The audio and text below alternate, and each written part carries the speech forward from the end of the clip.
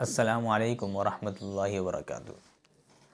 ایک ساتھی کا فون آیا کہ کبھی کبھی اس طرح ہوتا ہے کہ ہم عصر میں وضو کر کے نماز پڑھتے ہیں اور مغرب میں جس وقت نماز پڑھنے کے لیے جاتے ہیں تو اس وقت خیال آتا ہے کہ عصر سے لے کر مغرب تک میرا وضو ٹوٹ گیا ہے یا نہیں۔ ہم کھیلے ہیں، ادھر ادھر دوڑے ہیں، ادھر ادھر گئے ہیں، ہو سکتا ہے وضو ٹوٹ گیا ہے۔ تو اس شک و شبہ کے ساتھ ہم نماز پڑھ سکتے ہیں یا نہیں، یا ہم پر عصر نو دوبارہ وضو کرنا ضروری ہوگا، یہ سوال ہے۔ اور عام طور پر یہ سوال ہر کس و ناکس کے ذہن میں کھٹکتا ہے اور اس کا جواب بہت ضروری ہے۔ اس کو آپ غور سے سنیں، یہ سوال آپ کے ذہن میں بھی کھٹکتا ہے اور آپ کے متعلقین کے ذہنوں میں بھی کھٹکتا ہے، اور یہ کھٹکنا اتنی بری چیز ہے کہ وہ وسوسہ تک جو ہے پہنچا دیتا ہے۔ اس وجہ سے شروع ہی سے اس کے جڑ کو ختم کرنا ہے، کیونکہ ہر شک و شبہ کے دروازے کو اگر بند نہیں کریں گے تو شک و شبہ بعد میں چل کر نسیان اور شک کی بیماری کی طرف لے جائے گا، اور خدا نہ خواستہ کسی کو وہ بیماری لگ گئی ہے تو پھر وہ اتنی پریشانی کی زندگی گزارتا ہے، اتنی بے چینی کی زندگی گزارتا ہے، اتنی جو ہے بے سکونی کی زندگی گزارتا ہے کہ آپ جو ہے تصور نہیں کر سکتے ہیں۔ بعض لوگ شک میں اتنا آگے بڑھ جاتے ہیں، اتنا آگے بڑھ جاتے ہیں کہ ایک نماز کے لیے 10 مرتبہ وضو کرتے ہیں، ایک وضو میں ایک گھنٹہ لگا لیتے ہیں۔ یہ شک کی بیماری کہ میرا وضو ہوا ہے یا نہیں، میرا وضو ہوا یا نہیں۔ وضو کرنے کے بعد اگر کسی کا پیٹ سے جو ہے کسی کے پیٹ سے جو ہے کچھ آواز آ جاتی ہے، جس کو کہتے ہیں پیٹ کا چلنا، پیٹ کا بولنا، تو اس سے سمجھتے ہیں کہ میرا وضو ٹوٹ گیا ہوگا۔ وضو کرنے کے بعد اگر پیر جو ہے پھسل جائے اور اس میں سے کچھ آواز نکل جائے، سمجھتے ہیں کہ وضو ٹوٹ گیا ہوگا، مطلب ری خارج ہو گئی ہوگی۔ آواز سے بھی ان کو شک ہونے لگتا ہے۔ یعنی شک کی بیماری اتنی خطرناک ہوتی ہے، اتنی خطرناک ہوتی ہے کہ انسان نماز پڑھتے پڑھتے بھی سمجھتا ہے کہ میرا وضو ٹوٹ گیا یا نہیں۔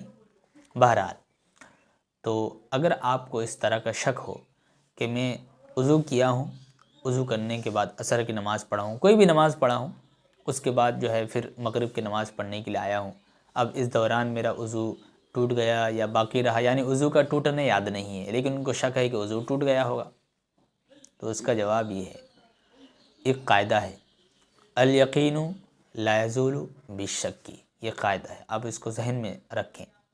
اس کا مطلب ہے کہ جو چیز یقینی طور پر آپ کو حاصل ہوئی ہے وہ شک کے بنیاد پر ختم نہیں ہوتی ہے۔ مثلا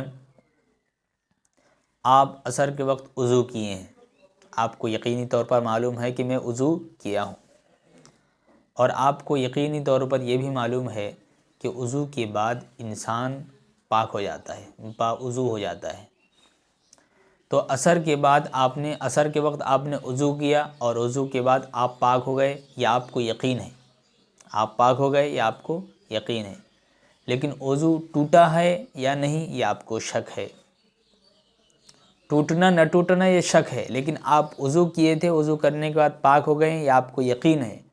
تو لہٰذا اس شک کے بنیاد پر وہ یقین آپ کا ختم نہیں ہوگا، آپ بہرحال باوضو ہیں۔ یہ شک جو ہے آپ کے وضو کو نہیں توڑے گا۔ ہاں، اگر آپ کو یاد آ گئے کہ میرا وضو ٹوٹ گیا ہے، ری خارج ہو گئی یا خون نکل گیا، اس طرح کی چیزیں، تو آپ وضو کر لیں، آپ کے لیے وضو ضروری ہے۔ لیکن اگر آپ شک کے دائرے میں ہیں، شک کے درجے میں ہیں، آپ کا خیال شک کے درجے میں ہے، تو پھر آپ کا وضو باقی ہے، کیونکہ الیقین لا یزول بالشک۔ اگر آپ سرنو وضو کر لیتے ہیں، نیا وضو کرتے ہیں، تازہ وضو کرتے ہیں، تو پھر آپ کے لیے وہ الگ مسئلہ ہے۔ لیکن وضو ٹوٹنا نہ ٹوٹنے کا مسئلہ یہی ہے کہ اگر آپ کو شک ہے تو شک کے بنیاد پر آپ وضو کے ٹوٹنے کا حکم نہیں لگائیں گے۔ بعض لوگ وضو کے نئے کرنے کے چکر میں کیا کرتے ہیں کہ ہم نے تو ہمارا وضو ٹوٹا ہے یا نہیں ہم کو معلوم نہیں، اب وضو کرنے کے ہم نئے سے وضو کریں گے، بڑھ جاتے ہیں۔ اب وضو کرنے کے چکر میں کبھی کبھی مغرب کی 1 رکعت چھوٹ جاتی ہے، مغرب کی 2 رکعت نکل جاتی ہے۔ آپ نے ایک مستحب چیز کو عمل کرنے کی وجہ سے، مستحب چیز کے پیچھے پڑنے کی وجہ سے آپ کی جماعت چھوٹ رہی ہے، آپ کی رکعت چھوٹ رہی ہے، یہ آپ کی غلطی ہے۔ آپ نیا وضو اس وقت کریں گے جب کہ آپ کے رکعت میں، آپ کی جماعت میں کوئی فرق نہ آئے۔